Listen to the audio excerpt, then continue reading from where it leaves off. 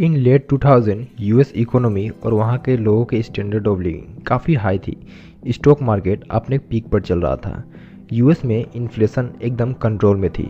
It means लोगों को government से कोई भी प्रॉब्लम नहीं थी।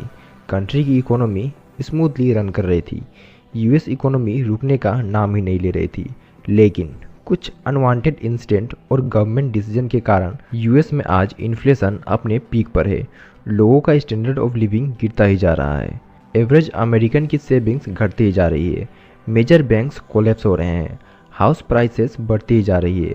मेजर टेक जाइंट्स कंपनी जैसे कि गूगल, अमेजोन, फेसबुक अपने एम्प्लॉयज़ को निकालते ही जा रहे हैं और कंट्री के ऊपर कर्जा बढ़ता ही जा रहा है। रिच एंड पुअर पीपल के लोगों के बीच का गैप भी बढ़ता ही जा रहा है। बट द क्वेश्चन इज, आखिर अमेरिका इस हालत तक पहुंचा कैसे? और क्या सच में यूएस एक ग्रेट रिसेशन की तरफ बढ़ रहा है? तो चलिए जानते हैं। बिफोर 2018 यूएस इकोनॉमी नॉर्मली चल रही थी, बट आफ्टर 2020 कोविड ने यूएस इकोनॉमी को हिला कर रख दिया। कोविड ने पूरे इंडस्ट्री को कई महीनों तक बंद कर दिया। कंपनीज एम्प्लॉयज़ को निकालती ही जा रही थी और कंट्री में अनएम्प्लॉयमेंट रेट अपने ऑल टाइम पीक पर थी। विदिन 2 ईयर्स यूएस के ऊपर डेप्ट ऑलमोस्ट डबल हो गए। कोविड पेंडेमिक ने अमेरिकन इकोनॉमी को पूरी तरह से डिस्टर्ब करके रख दिया। जैसे जैसे कोविड के केस बढ़ते ही जा रहे थे, वैसे वैसे यूएस में प्रेसिडेंट इलेक्शन नज़दीक आ रही थी और एट द एंड कंट्री को स्टेबल रखने के लिए और पब्लिक का ट्रस्ट गेन करने के लिए पॉलिटिशियन के पास एक ही ऑप्शन था, print more and more money. ज़्यादा मनी प्रिंट करना शॉर्ट टर्म के लिए इकोनॉमी को बूस्ट तो देता है, लेकिन इन लॉन्ग टर्म कंट्री को नुकसान ही पहुंचाएगा।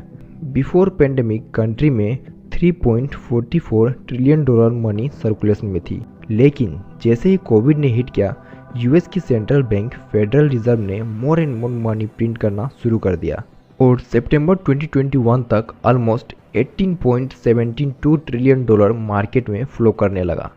यूएस गवर्नमेंट ने सिर्फ एक ही साल में एग्जिस्टिंग यूएस डॉलर से लगभग 40% ज़्यादा मनी प्रिंट कर दिया और आज जिसका डर था वही हुआ। बिफोर पेंडेमिक यूएस में इन्फ्लेशन रेट 2% तक की थी, जो कि एक हेल्दी इन्फ्लेशन कंसिडर किया जाता है, लेकिन विथ टाइम ये 2% से बढ़कर 9% तक पहुंच गई है।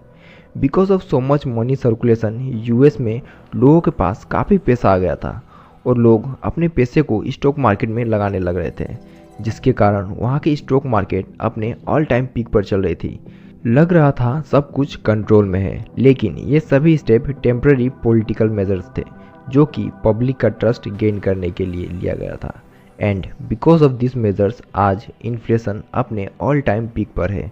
इसमें बस कोविड का ही एंगल नहीं है, बल्कि यूक्रेन और रशिया वार भी जुड़ा हुआ है। यूएस यूक्रेन को सपोर्ट करने के लिए पानी की तरह पैसे बहा रहा है और कई सारे एजेंसी ने ये क्लेम किया है कि यूएस एक डीप रिसेशन की तरफ बढ़ रहा है और हाल ही में हुए सिलिकॉन वैली बैंक कोलैप्स ने सबको चौंका कर रख दिया है। वहाँ की मिडिल क्लास पॉपुलेशन की सेविंग्स घटती जा रही है and gap between rich and poor भी बढ़ती जा रही है। हम सब जानते हैं कि पूरी दुनिया की इकोनॉमी यूएस से जुड़ी हुई है और अगर यूएस एक रिसेशन में जाता है तो इसका इफेक्ट पूरी दुनिया पर पड़ेगा। 1789 से लेकर अब तक यूएस 33 टाइम्स इकोनॉमिक रिसेशन में जा चुका है एंड हर बार यूएस ने बाउंस बैक करी है and we all know US आज कहाँ है। होप इस प्रॉब्लम को भी यूएस स्मूथली टैकल कर लेगा। ये सिर्फ यूएस के लिए ही नहीं बल्कि पूरी दुनिया के लिए बेहतर होगा।